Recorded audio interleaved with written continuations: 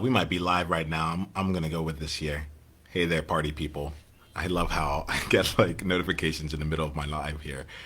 It is great to it's great to be back here. I say that because this actually feels way more comfortable than what I'm about to do. In 30 minutes, I will be at my first gym class, uh, attending my first gym class in the year. And I'll be honest, I'm not nervous. I'm afraid, I'm scared. And I have really been stepping into recommitting to documenting the journey that I'm on, the journey and all the different facets that it lives and takes place in. And there will be a day where we're up on stage or we're meeting in a conversation or we're having a powerful life transforming event. And part of my presence is my commanding physical feature. And underneath all that will be like my six pack and, and everything. But that day is not today. That day is not today.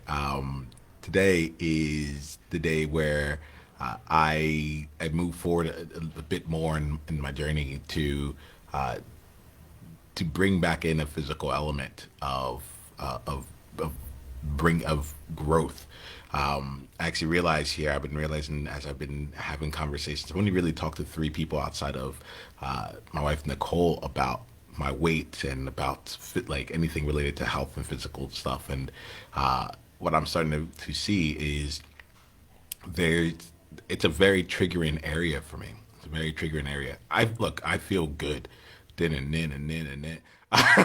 but like I feel good overall. But there's still a large part of me that is recognizing that there's more to it. There's more to all this for me. And so what I want to do is really just be here and share in the and just document this feeling of being afraid here.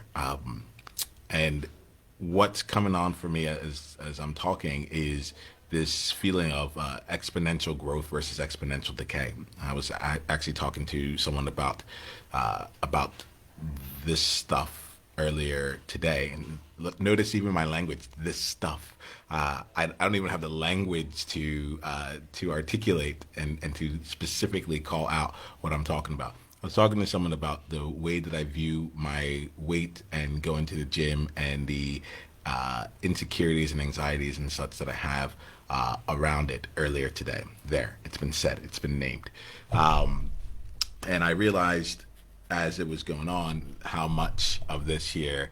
Oh, sorry, I have to take a pause here. I'm seeing that Fari Eskandari has sent a message and said, "So proud of you." A lot of this year, Fari is one of those three people. She was the first person that opened this up for me recently, and she's a tremendous coach and a fitness trainer, and she's really just been someone who's been willing to be on this journey with me. And one of the things that I'm finding this time around is I'm looking to apply the principles of transformation that I've used to reclaim my name, to set myself up to lead the World Joy movement, to become a father and feel just complete comfort in that journey and path. I'm looking to now apply those same principles of transformation to the game of really getting my body into a healthy shape. And it's the first time I've ever considered it a game, realistically. So I'll be sharing some things on here, and I think I'm just gonna just let myself share as time goes on. The things that come to mind here are kind of like, okay, like what I've always had a gym membership. There's almost never been a time where I haven't paid for some gym membership at some point. But having a gym membership does not a six pack make, and six pack isn't really my goal. But then the question became, what is my goal? And that's been lacking for a very long time. I noticed for me, I'm someone who, if I'm going to the gym, then I'll change my diet. But it doesn't happen the other way around. Like it's not like it's like, oh, if I'm going to the gym, like I don't want to waste the time that I was there. Nor and the other thing is that I have had multiple instances where I've had to like, well, this is what I don't want to share publicly at least. So here we go. Hold on, let me feel into it. So what I've been finding as this goes on is that there's actually a mental part of this, an emotional part of uh, physicality and working out that comes along with it. And I have this memory, and my thing is I don't remember a lot. So what I do remember, I think it has significance. I apply significance to it. A few years ago, I was like, okay, I'm ready to go to the gym, and I went to go get a training session, and they gave you a complimentary one-on-one training session with the trainer, so that you can see if you wanted to go and get fitness training. I'll be honest, at the time, like financially, I was not planning on doing it, but I was like, I'm not going to turn off an opportunity to get some one-on-one attention. So when I did it, the person there, I'll never forget him. Like he was jacked. It was really like there was muscles on his muscles, and I remember like meeting him and feeling like, okay, we're gonna do this here. And what ended up taking place was throughout that experience, he just like he worked me beyond what I was physically capable of. And he said these words to me, and this actually probably informs a lot of what gets called out of me, what happens out in the world when it comes to my coaching and beyond. Is that he said to me, "You will never be able to push yourself as hard as I push you. You will never be able to push yourself as hard as I push you." And I remember thinking in my distraught like state, just like, of course not, because you're not the one that's doing the work. Like, I'm the one that has to do the work. Like, it's easy for me. I can tell you to go do 3,000 push-ups. Like, and then when you do that, I'll push you even harder. It's not that hard to push someone. It's not like you don't get a gold star in my book because of that. That does not impress me. But it did make me realize like kind of his approach to it all. And he did push me much harder than I would ever push myself, just without any breaks, all that stuff. And I can still remember that workout. But what I also remember of that workout was that it ended up with me in the men's room, in the bathroom stall, curled up on a ball, on the floor in like in a fetal position, and I was there for about 15, 20 minutes, just like regaining myself. And that experience like hasn't left me. That experience hasn't left me, and I think there's a large part of me that is afraid of going back into one of those experiences. About 2 or 3 years ago, I don't remember when I got into it in Singapore, but I went to it was time for me to get back into working out. And I had done some Muay Thai. Over the years, I've been a part of like Muay Thai. I've done boxing, Planet Fitness, all those things. I've had different like times where I've had like varying levels of success, and I've been really trying to figure out like what lets it stick, what will make it stick. So I went, and there was something about that I found from like the boxing experience where it's like, all right, if I'm doing it for like 3 minutes, in my mind, I'm like, I can do anything for 3 minutes. Like, even if I want to like stop punching or stop running or stop whatever it is, like if it's 3 minutes, I can do it. And so I thought high intensity interval training would be the right thing for me. And to be honest, it was awesome. I really enjoyed it. I went to this program called F45, and the thing that I want to call out here, shout out to F45, like no affiliates or anything like that, but I just really enjoyed the experience. The thing about it for me was the first time I went to the session, I was all ready to go, geared up, everything. And then what ended up happening was about 32 minutes into the session, I had to stop completely, and I had to go sit on the sidelines and watch as I couldn't like actually handle the session. They gave me some gummy bears, and they're like, I think it's something with your sugar right now.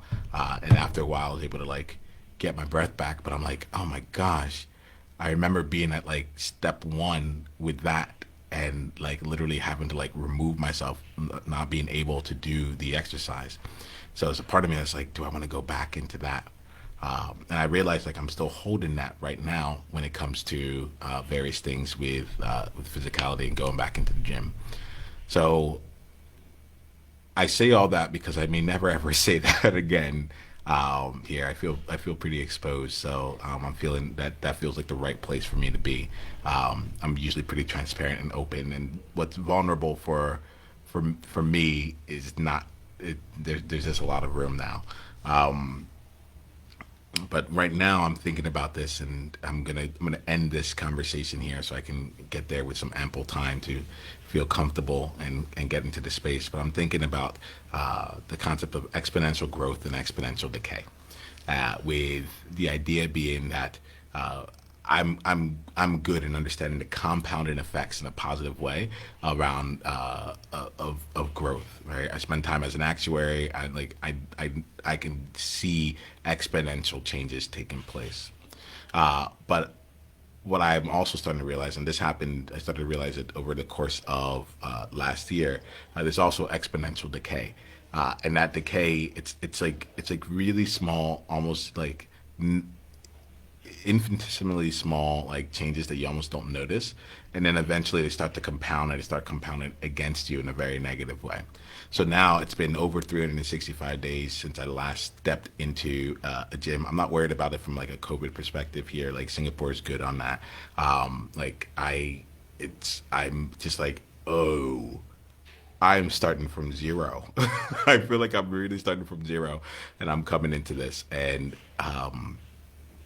I think more than anything else, I wanted to document this experience. I wanted to document what I'm feeling right now, because there will be a day where perhaps fitness is just a thing that I do. It's been like my fifth Ironman, and we'll talk about the time beforehand, and I'll look at someone, and they may not be able to see and ever like get that I would understand how they feel about their own journey and transformation, even in the physical element. And so I want to capture this. And part of this was also me doing something to get myself into a space where I felt, I don't know, I can feel a sense of, I don't know, ownership, strength, whatever it is, leaning into this here. I feel a little unburdened. I can even just feel like my shoulders is coming down. And now I'm like, all right, it's time to start day one and to make things go on from there. It's a game to play. It's where things are going. It's where things are growing. So I'm excited. It's happening, and I'm glad you can be on this journey. I'm gonna share more and just keep things on like about how my journeys evolve, with this and others, knowing that there is that for one person out there, either now or in the future, there'll be something about this story, this element of what's happening that will be meaningful for them. And I know at least right now there's one person who it's meaningful for, and it's me. So I'm grateful for you. I will see you soon. Um, yeah, I'm excited now. I gotta go off and go start the path of exponential growth, one infinitesimal step at a time. Until later on. Hey, Oniyama here. Hit the subscribe button if you haven't yet, and then go ahead and leave one of your insights from today's video in the comments below. If you're looking to take this deeper, you can go and watch another video, or you can go to niyama.com/tribe to get exclusive invitation to our tribe member only events. I'll see you soon.